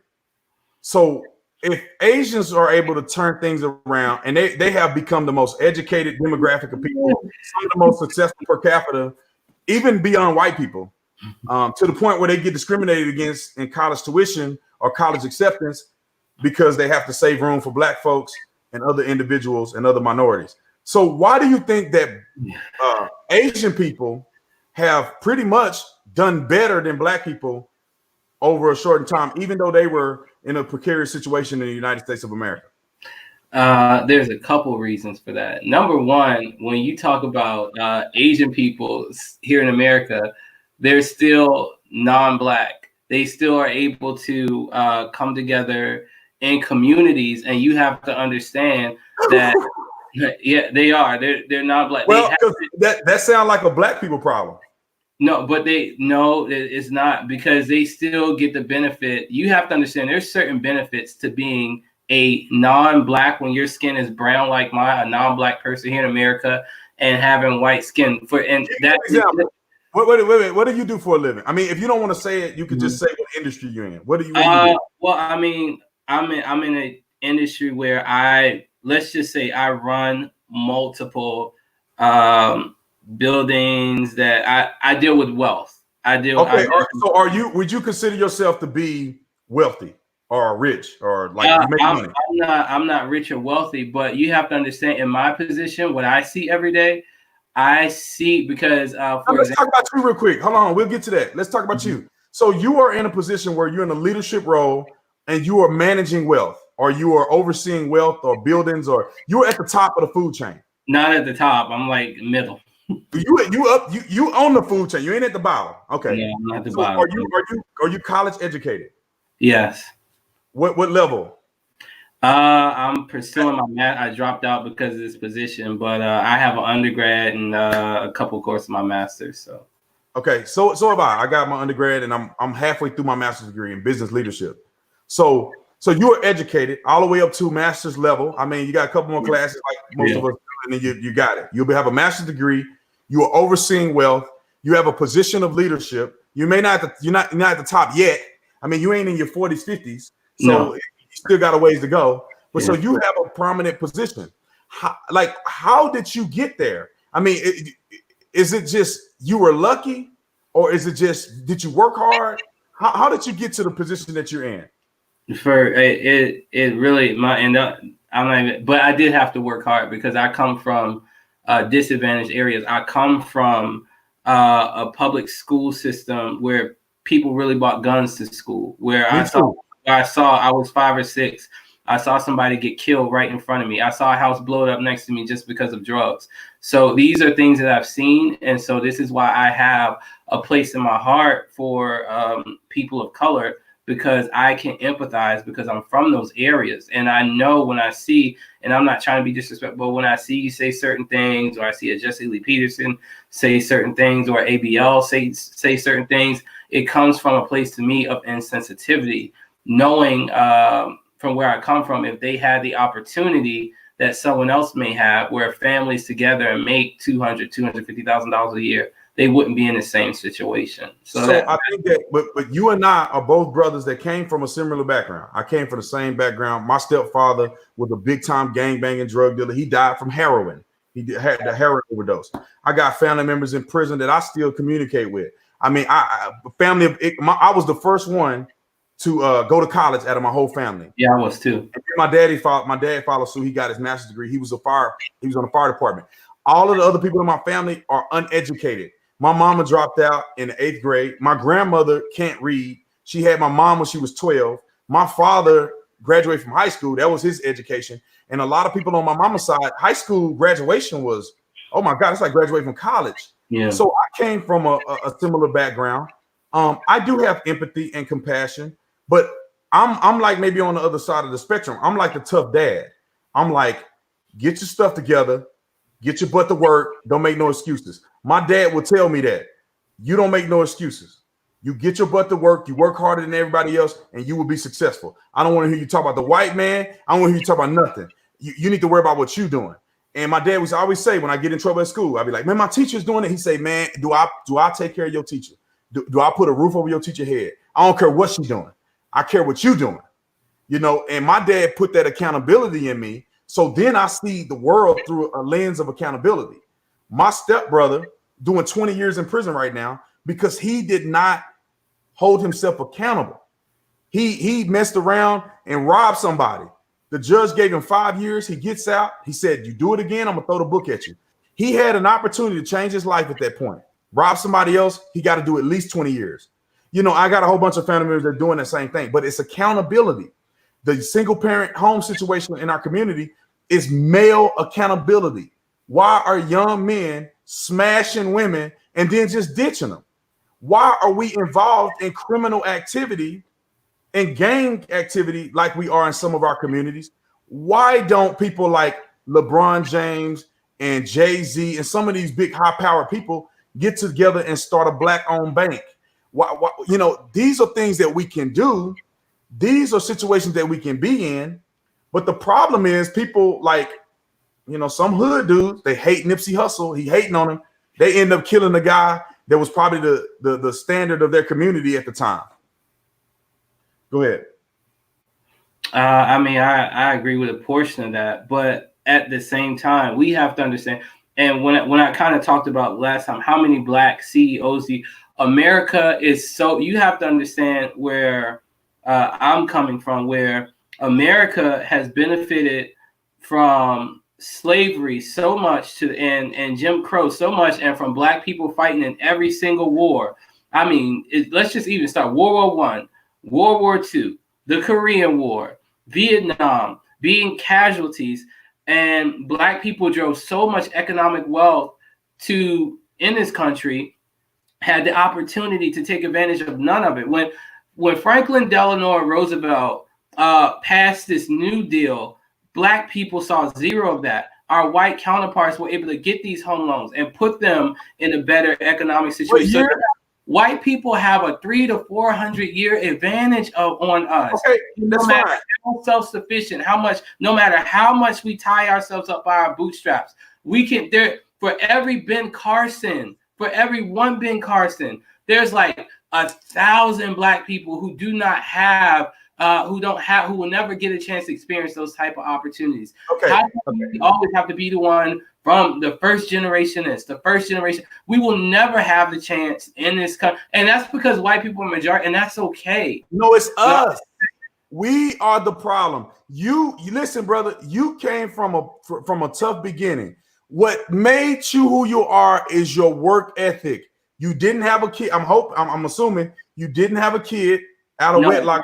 No, I'm married and I'm about to have my first kid. So yeah. Okay, so look, brother. I mean, brother, me and you are examples. We don't listen. Hear me out. You made positive decisions when you had an opportunity not to. You could have hung out with certain people. You could have started selling drugs. You could have went down that path, but you did not. You could have slept with an old girl and didn't pull out, or you could have not rolled rubber when you were younger and you were doing your thing, but you did not. You kept going. You went to school. You did the work. You applied yourself. You were a leader. You got married before you had a kid. And that's why you are successful. Every young black man, if they followed your footsteps, majority of them would be successful. This is culture that we're talking about.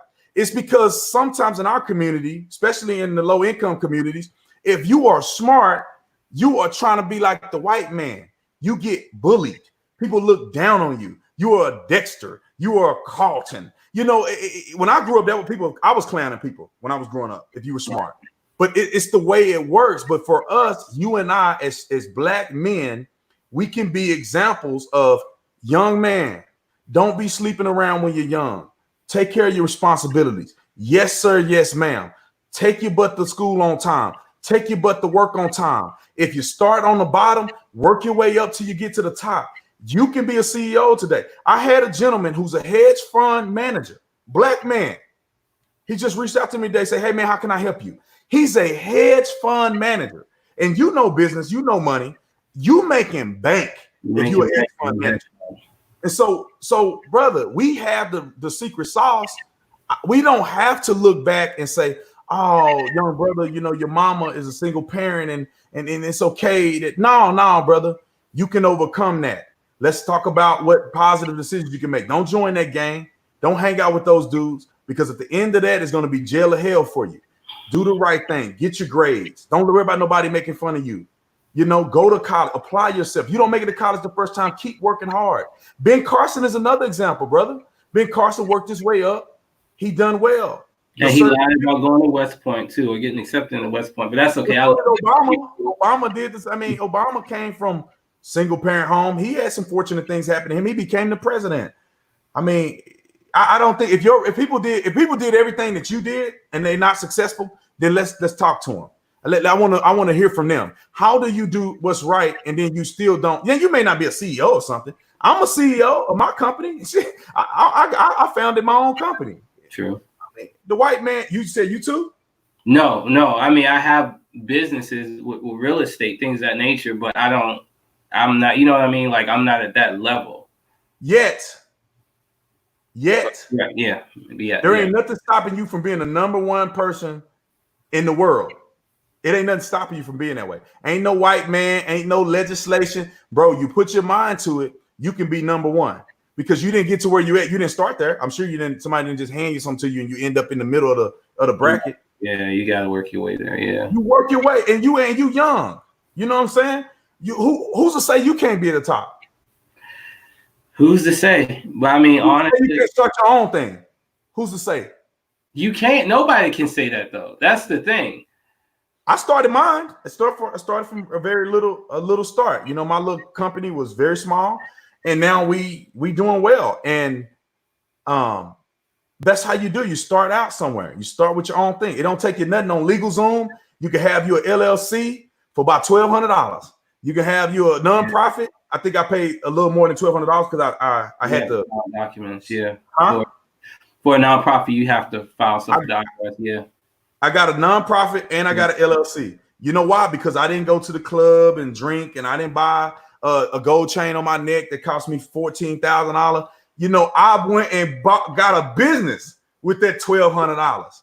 You know what I'm saying? And you know, there's brothers out there that you see them and they draped up, and you like, man, and they got the nice car, but they live with their mama, but they got a real nice car, and it's like invest your money. And see, that's where you come in. You teach young men how to invest their money, how to build their credit so that they can be successful. Because nobody told me about credit when I was growing up or tell me about voting. I didn't know what credit was. I had a 500 credit score because I had got a charge off, and then my mama messed my credit up because she didn't make a payment on my car note that I was co-signed on. Yeah. I started out at 500. Now I'm over 750. And I'm not going to have a great credit score, but I started out behind the curve because I didn't know what it was. And a lot of young brothers got bad credit and they don't know why. Nobody taught them about credit. We need to change our cultural perspective to the point where we are victors and warriors. Because I don't know how we had Black Wall Street and then all of a sudden they blow it up and we can never recover from it. We had Black Wall Street. We had what's her name? Madam C.J. Walker was the first millionaire out of any woman of any race in the early 1900s. Yeah, brother. We have it, but the problem is that we have accepted the negative that comes in some of our communities, and we have take the victim role instead of the victor role. There is no reason that you and I should not be preaching till we dead that a young brother can be wherever they want to be if you apply yourself. I came from the hood, bro. I got my hood on my forearms. I got Young Savage on my stomach. You know what I'm saying? I used to have a bad attitude. I got saved. Yeah. I had to overcome that. And God in my life, like imagine this, and I'm gonna let you talk. If every young brother, and I know it's not true because every white person don't do this either. And white people struggle too. I've arrested plenty of white people in my career. If young people would focus on looking up to people like you, looking up to people like me, because being married is worth gold. I'm married too. Being married is worth gold. It's better than being an NFL football player and all this stuff. Being married and having a family is something that's missing. I wrote a part when I was in fifth grade, when I was a senior in high school, and they had put out your 5-year plan. My 5-year plan said that I'm gonna go to the NFL, have a baby, and then marry my baby mama was the next year. You tell you where my mind was at, brother. Marriage wasn't even first. Anyway, I'll let you talk, and I know you got to get out here. I got to go and eat. So yeah, no, good conversation. At the same time, I guess I mean I can understand, I can respect that perspective. The only thing that I would say, and not to leave like on a negative note or anything, yeah, there's a lot of in-house work we can do. I just, listened to a whole debate in the Urban League about the violence in Chicago, and listen to people who have powerful voices on it, and just the killing, things of that nature. That you have to take accountability for murder, things of that nature. But at the same time, I think we can all be a little bit more understanding of what's going on in these communities, and I'm not blame. The thing about it is, I don't blame, like, you can't blame the white man if black people are participating in the underworld, but buying guns, selling drugs, things of that nature. But we can be understanding, like you said, we can do our part to make sure that we're reaching out to these individuals. But a lot of times what we do, we constantly criticize these individuals and not make them feel part of society. And a lot of them feel like they don't have the same opportunity that their counterparts have. And I mean, you can look at, and I see this all the time, government contracts, things of that nature. Black people don't know about this stuff. Getting that information out there to them so they can understand that, hey, you can get a government contract that's worth this much and make this much money.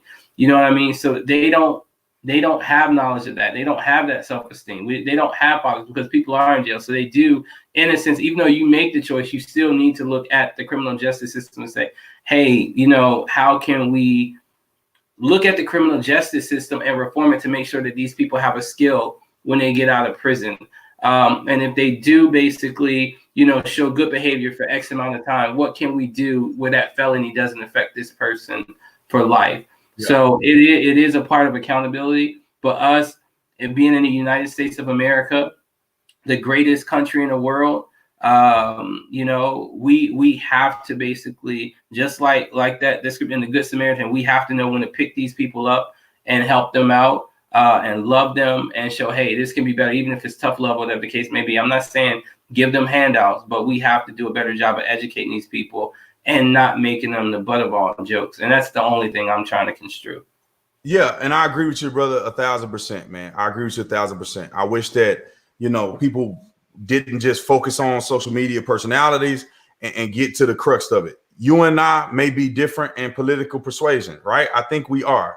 But I guarantee you, I'm Republican. I'm not. And Donald Trump had every chance. Donald Trump was a household name across America. Donald Trump, you're fired, was every black Donald Trump, rap stars, everything like that.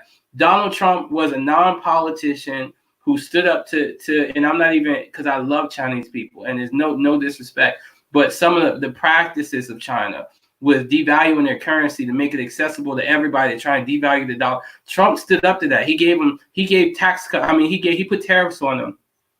And the thing about Trump's temper, and this is what conservatives fail to realize.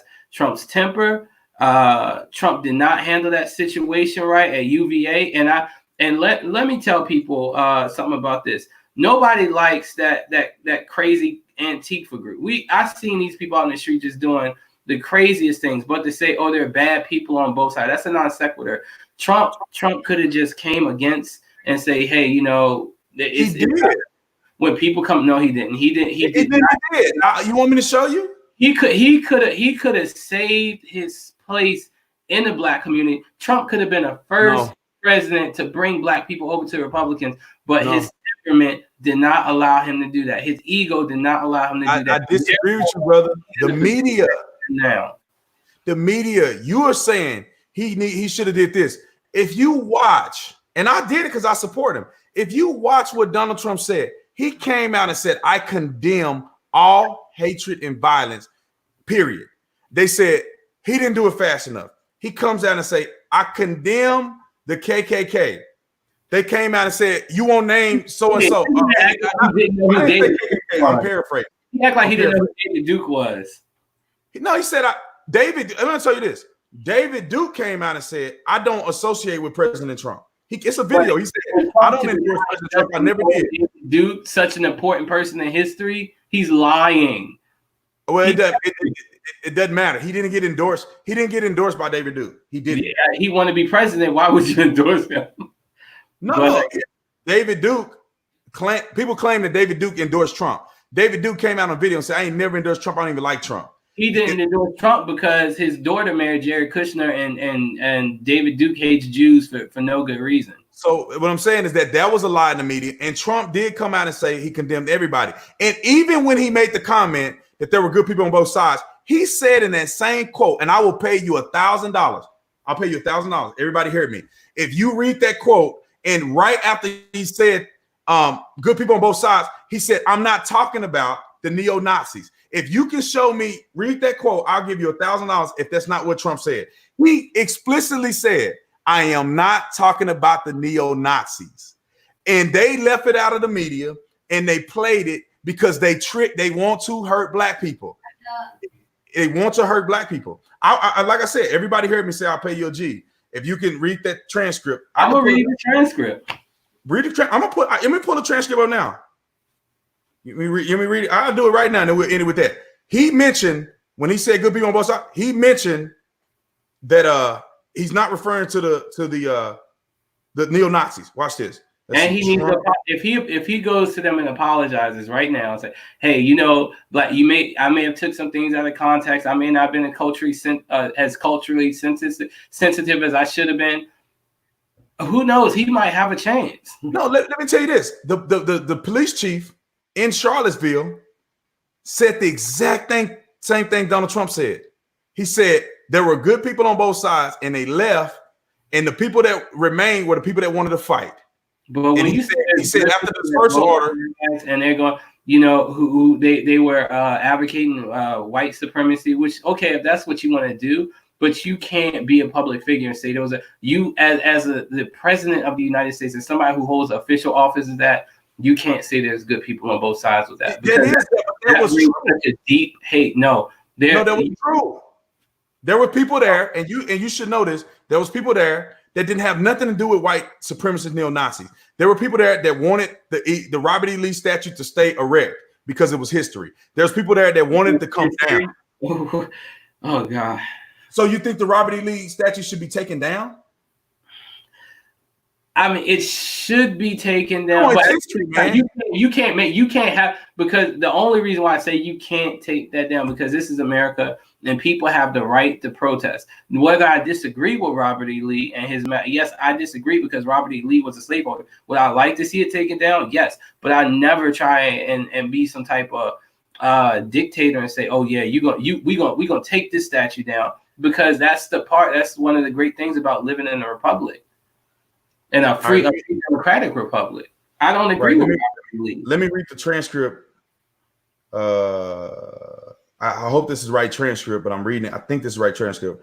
I said, remember Saturday, this is Trump speaking. The reporter says, was it terrorism in your opinion? What happened? Trump said, as I said on and remember Saturday, we condemned in the strongest possible terms this egregious display of hatred, bigotry, and violence. It has no place in America. And then it went on from there. Now, here's the thing. And then the reporter says something, and then it plays the transcript. Excuse me, like he always say. Take it nice and easy. Here's the thing. When I make a statement, I like to be correct. I want the facts. This event just happened. And I think this was the day before. In fact, a lot of the event didn't even happen yet as we are speaking. This event has just happened. Before I make a statement, I need the facts. So I don't want to rush into a statement. So make the statement when I made it was excellent. In fact, the young woman who I hear was a fantastic young woman, and it was on NBC. Her mother wrote me and said, I guess tweet, social media, nice things. And I very much appreciated that. I hear she was fine. Really, actually an incredible young woman. But her mother on Twitter thanked me for what I said. And honestly, if the press were not fake, and if it was honest, the press would have said what I said was very nice. But unlike the media, Before I make a statement, I like to know the facts. Let me see if I can get down to the part about, you see, already he said, I condemn bigotry, everything. Let me see if I can get down to the part where he says good people on both sides. Let me finish. Okay, she said, reporter said David Duke was there. He said, I didn't know David Duke was there. I want to see the facts. And the facts is starting to come out. Whoop, whoop, whoop. Let me see if I can find the good people on both sides. Because he said it right under there. He said, I'm not talking about neo-Nazis. Let's see if I can read it. Just stand by. Go ahead. Yeah. Trump. Look. Because this may be a different transcript. This was from one of the days. Let's see. God, there's so much transcript here. Okay, here, I think here's when he said it.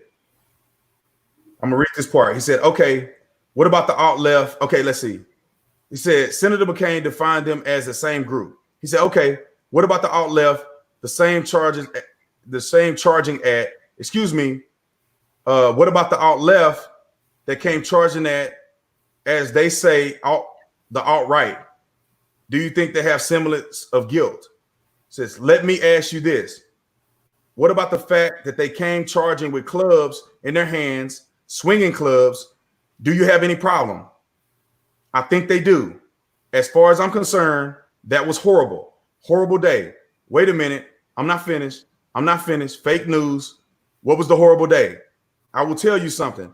I watched those very closely, much more closely than you people watched it. And you have a group on one side that was bad, and you have a group on the other side that was also very violent. It says, and nobody wants to say that, but I'll say it right here.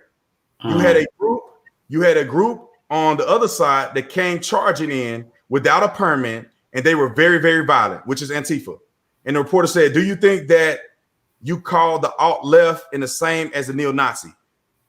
And he responded, all those people, I've condemned neo-Nazi. I've condemned many different groups, but not all of those people were neo-Nazis. Believe me, not all of those people were white supremacists by any stretch. Those people were also there because they wanted to protest the taking down of Robert E. Lee. She said, should the statue be taken down? If you take a look at some of the groups, and you'll see, and you will know, if you were honest reporting, which is many cases you're not, but many of those people were there to protest the taking down of Robert E. Lee thing. It says, so this week, Robert E. Lee, I noticed. So this is coming up because I remember the speech. Okay, say it.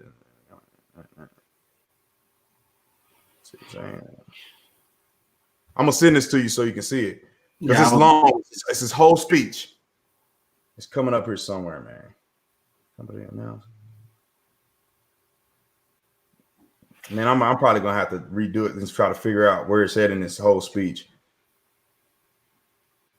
Your group on, okay, I think he starts up again here.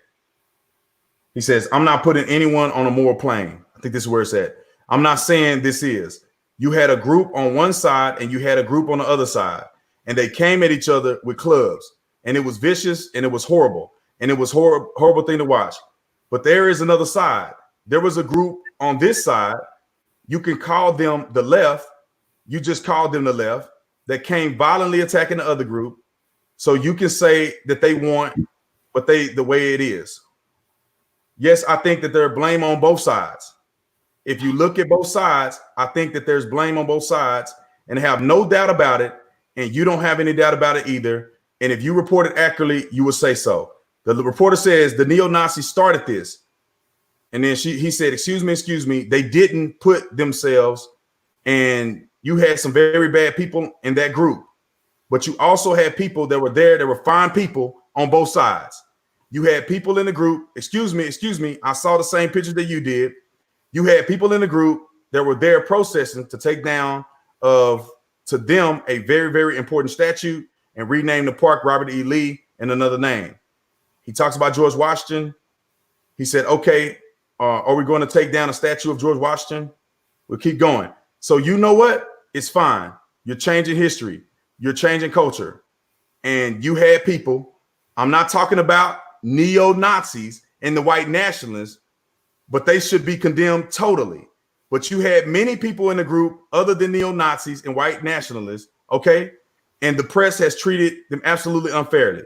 So I can keep reading on this, but this is when they said, both people on both sides, he said, I'm not talking about the neo-Nazis and the white nationalists. I'm going to text you this. I'm going to send this to you so you can read the whole thing. Now, you got to go all the way down to the bottom because I just had to read for 30 minutes to figure out where this was at. But it's right here. People can read this. Politico, fact check. Am I wrong? He said, and you heard me read from the very beginning. He said, I condemn bigotry and all this stuff. And then he goes down in the both good people on both sides. He said, I am not talking about neo-Nazis, the white nationalists. See, you didn't read it. I did. He cannot say there's very fine people. I don't care when you talk about race sensitive issues like this and rehashing a civil one of the most prominent civil war leaders of the past. You just can't get up there and say anybody who's defending his right to stand is a fine person. He just has to condemn it as a whole. Say, hey, it was wrong. They shouldn't have been attacked. They lost her life in negligence. We don't like what Antifa did. But you can't. When he said it's very fine people, and maybe he misspoke. I don't know if he meant to say very fine because that's how. And I'm not trying to say anything mean about his Trump, but he's not the best spokesperson. Trump. No, the media is taking his words out of context. He said, I condemn all forms of hatred. When you read it, saying just as bad. Because, I'm reading the man's slang words. I mean, and then they writing in and they put lines and dashes in there. I mean, so if you heard him say it, it's a video clip of it. If you heard the video of his speech, he said, I condemn all hatred, bigotry, and pretty much white nationalists. He goes down to say, the young lady's mom sent me a message and she thanked me for what I said. Her mom, the dead girl's mom, sent Trump a message and thanked him. Hey, so she clearly didn't think. Get up there and he condemned stuff that he said he don't do. So, it sounds like Trump was condemning it just to condemn it.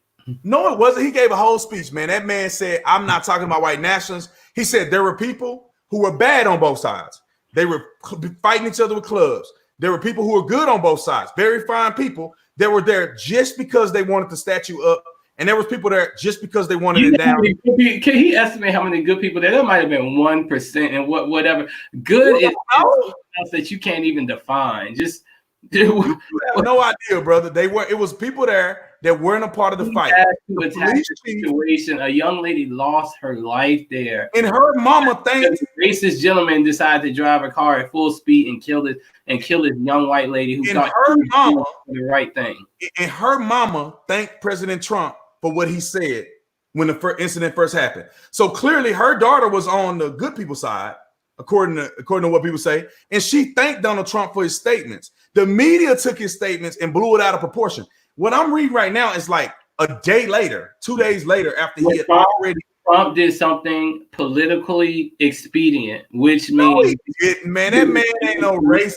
Political expedient. That man because of who got him in the office, and that's just what it is. I'm sorry. Who got no, bro. You finna mess up. Who got Trump in office? You talking about racist white people? No, I'm not saying racist white people. Who got him in office? At large, his right-wing white base who believe in things like manufacturing is coming back. The poor white people who are, and I didn't even white people, some of the most discriminated people here in the world. Poor white people are taken advantage of like crazy. Those are the people who elected Donald Trump, and some of them do have racist sentiments because they've just been caught up in that and they don't know any better. How many good people were at this march-in? When you say how many good people? Listen. Nobody knows how many good people. You do know Antifa was there, right? And they brought bats, clubs. They brought bats. They brought clubs. They brought bags of urine. So there was Antifa that were there. They were doing damage. There were white neo-Nazis that were doing damage. The police chief, go back and look at the film. The police chief said the good people on both sides left when we gave the dispersal order. The only people left behind was people that were looking for a fight. That's what the black police chief said. Then Donald Trump condemns everything on day one. They followed up the next day and said, you didn't do it fast enough. He's speaking about it. He says, I condemn all bigotry and hatred and all that stuff. So if your white counterparts are trying to vote for him, he just condemned them. Then he said there were people, before he said good people on both sides, he said there were people there because they wanted to keep up the monument. There were people there because they wanted to take down the monument. And then you have bad groups on both sides who went fighting at each other with clubs. Then he goes down and says there are good people on both sides. There were fine people on both sides. He said, I'm not talking about the neo-Nazis or the white supremacists. I don't know how much clearer. I'm not going to sit here and figure out who were these fine set of good people who were there, because obviously I still defend people's right to have whatever they want, but I'm not going to be out there with white supremacists and these neo-Nazis. I'm just if you were at a funeral of a young black person who was gunned down in cold blood, you were at the funeral, and then there was radical black people there, like you have these people who are I don't know, these hoteps and all these people who are radical black, Nation of Islam. There's another group that they killing white Jews all the time. They live in New York. So if you had those groups there at a Black Lives Matter protest, are you going to say, I'm not going to go because these couple people here? You're like, man, come on, man. You support the thing or you don't support the thing. They hijacked that event where it was a peaceful protest between people who wanted the Robert E. Lee thing taken down and people who wanted to keep it up. The neo-Nazis came and the Antifa came, and they are the ones that collided and had all this crazy fighting going on. They were the only ones fighting. The police chief said this, and you refuse to acknowledge. Come on, man, you got to admit Trump did say on this thing that he wasn't talking about white nationalists or neo-Nazis. It was done in poor taste. I mean, he had his chance. That's you can say poor taste, bro. You didn't read the transcript. I'll go back and read it again. I'll send it to you. I got your email. I'm gonna send it to you. Go ahead and send it to you. I'm about to get in trouble. Do I owe you $1,000? Do I owe you $1,000? Technically. No, I don't. I just read it where he said I'm not talking about neo-Nazis. Oh my! Please send me the transcript. I'll definitely email you back on it. I'm gonna read it again, and then if it's false, I'll even post it and get it exposure and say, "Hey, this is what Trump meant." That's what I mean by that. So that's what I'll do. Well, not only post the transcript, there's a video of him actually saying this, so you can post the video. What? I'll post a video, and then I'll say I did it. Then I'll go back and say, "Hey, we should forgive Trump for this incident because that image ruined his in that movie." But Spike Lee is very talented, and though we may not agree with his politics, whatever the case may be, but there was a scene that was very powerful in Black Klansman and what he did basically when he showed that scene of that young lady dying, and then you see Trump's speech basically. And I mean, that changed. I was in that movie theater and we all felt the bro, it's propaganda. That's what I'm saying. But if what you're telling me is true, then what I'm willing to do is go ahead and post this on my page and say, hey, Trump didn't necessarily say this. I think we may have misconstrued his words. But the power of that cinema piece with whatever, if he clipped that part out or whatever the case may be, he made it very powerful. And he made it seem like two Black people like, hey, there's good people on the side of white supremacy who advocate for this Confederate general who basically fought for the slavery of human beings and claimed, oh, he was such a huge Christian. I know all about Robert E. Lee. Yeah. So, but here's the thing. So you're gonna post it. I'm gonna send you because this is a transcript. So he actually said it. It's smoother than me reading it because I had to jump around and I'm not Trump, so I can't read like he talked. So I'm gonna send you the video of him from the top all the way down, him saying about the condemnation, him talking about that young girl's mama thanking him because she thanked him and said it was a fine message on social media. And then I'm gonna show you the part where he says, I'm not talking about the neo-Nazis. I'm gonna send you the transcript from Politico so you can read it yourself. And then I'm gonna try to send you a video. And if you post it, I need you to post it so I can show receipts to my audience. If you post that, I'm gonna repost what you posted and say, thank you. Yep. Sounds good. Right. Gotta do it. Everybody saw you. I'm telling you, bro, you're gonna change other Black people. They're gonna be like, dang, I got bamboozled. It's all about bamboozling people. But anyway, I gotta bounce, man. Yep. I love you, brother. I appreciate you coming on. We gotta talk some more. I'm gonna send you that stuff. Sounds good. Nice talking to you, man. All right, bro. Peace. All right, y'all. I got to get up off here. You hear me? I got to get up off here. I got to get up off here. So let me get some of these super chats because I missed a few. Let's see. Be strong, whatever color you are. Stop blaming the skin. Stop blaming your skin for life. Talk to any human. There is always a struggle. Don't blame the skin. God put you in. The on a piano makes beautiful music, but only when you play the black and the white keys together. I appreciate it. Thank you. That's a great quote. Richard, thanks so much for the super chat. My brother, O'Shea. you gunned and tricking. I swear I wish you was giving me $25,000 right now. Let's see. CJ paid B. Tatum a K and speak the truth. B. Tatum was willing to wager his, but you want to be on the outside of that bet unless you gain. We see that. Nah, man, you know, I came up with the $1,000 offer. I'm gonna start doing that, man. I'm gonna start being like, I'll pay you $1,000 if you say certain things. Anyway, I love y'all, man. I'm in here sweating. I'm in there sweating like a woman who ain't right at church. Or I'm sweating like a pastor who's sleeping with somebody in the choir. That's how much I'm sweating. I don't mean to be grotesque, but that's people really do that. Anyway, I love y'all. Thank y'all for the super chats. If I missed your super chat, I don't know what to do. If I miss your super chat, I can't go back and look for it. Can't go back and look for it. I'm just going to apologize for it if I miss your super chat.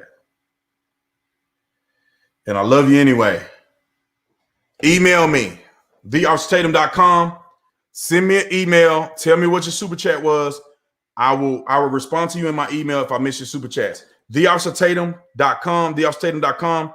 Go to that email. Go to connect. Hit me in there. Say you missed my super chat. Give me the question. I will answer you. God bless y'all. Thank y'all and good night.